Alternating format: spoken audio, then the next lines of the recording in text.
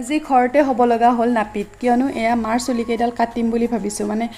উপায় নাই আপোনালোকে চাগে ভাবিছে পাৰ্লাৰ ইমান পাৰ্লাৰ ওলাইছে মাকক ঘৰত চুলি কাটি দিছে আজিকালি আৰু এই যুগ আছেনে বাৰু